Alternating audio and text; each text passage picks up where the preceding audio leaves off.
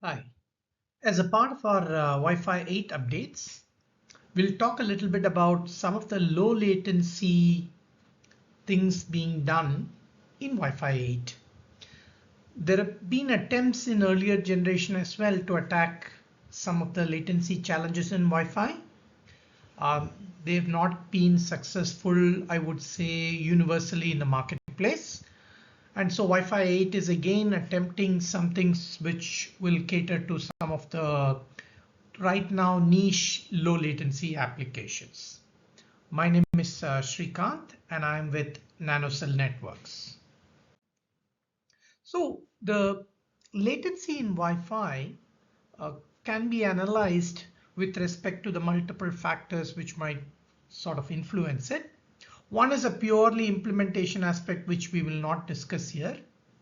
The two things we're going to focus is one is a protocol related latency, which is the access delay once you have a frame to transmit. This is actually pretty good in Wi-Fi. You usually tell people when they compare the so-called 1 millisecond or some number like that in 5G, Wi-Fi's waiting times in a quiet channel is of the orders of tens to hundreds of microseconds, which is pretty good when you consider the access latency as compared to some of the scheduled systems.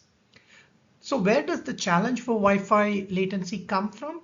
It primarily comes in a very busy environment when there are lots of users contending, lots of different types of traffic, some of them latency sensitive, some of them who might not be so sensitive or just best effort, all competing, resulting in collisions which actually worsen this delay because of the binary exponential back off. Okay, this is the main challenge: busy traffic, and also the fact that we don't clearly have a very fine hold on when we might be able to transmit.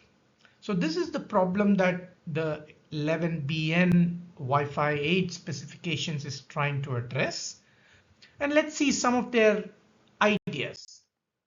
As I said, the challenge for them in some niche application environment is how to make sure that the distribution of the latency is also under control and not just the average numbers. Because remember, latency performance in general for Wi-Fi can be pretty good, and especially in quieter environments, it's blindingly fast. But the problem is in busy environments, you can experience some really bad numbers.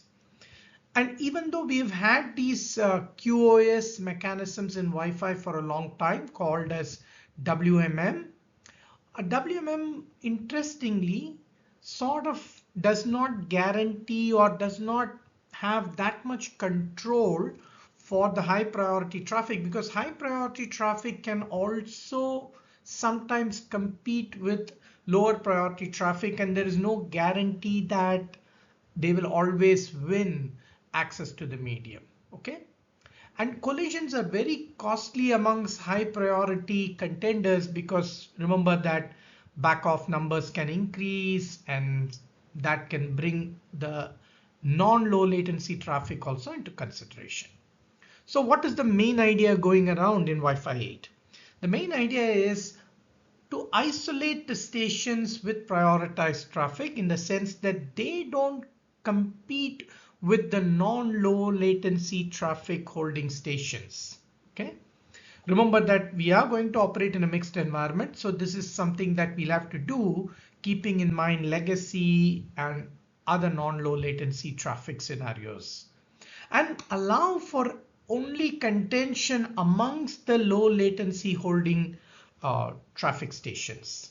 So this is, I would say, the two main ideas that they're trying to implement. And let's see a picture of how this might happen.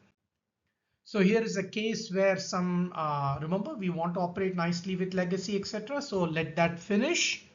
And then we have some stations of the latest generation containing low latency traffic, some from legacy or non-low latency traffic. So the interesting thing is that we want to now give some isolation to these.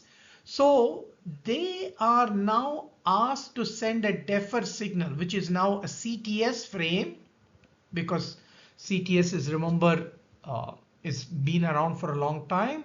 There can be reservations for that using the nav values. And so the CTS frames, which is a defer sort of signal, gets a priority for access from the low latency holding traffic stations. Their back-off numbers are also chosen from a small value so that if more than one station sent a defer, and let's say one of them had a smaller back-off, they would get access to the channel. Any collisions that would occur can also be retried, at least for some time, with just the competition amongst the low latency stations. Okay, so this is the sort of philosophy, is to isolate the low latency stations, having that traffic and making them compete only amongst themselves and not with either legacy or non-low latency traffic. So this is, I think, the core of the what they call high priority EDCA. That's now the new name in the QoS language of Wi-Fi coming up. And so there is some control. The AP can turn this on or off for the BSS. It can also tweak some of these parameters in terms of how much protection, what are the access parameters. I think the clear idea is the access parameters have to give some priority to these so-called low latency traffic. And basically they are all traffic coming in the voice access category queue. CTS signals have been finalized as the defer signals, and so which means that it should be smooth when it comes to backward compatibility with legacy stations. So are we going to see better low latency performance going ahead in the future? I think only time will tell how this gets implemented, tested, and refined, as we are still probably going through the various discussions in the standards.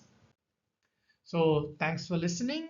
You can look at our website for more details. We also offer courses through Wi-Fi Now Academy. Thank you.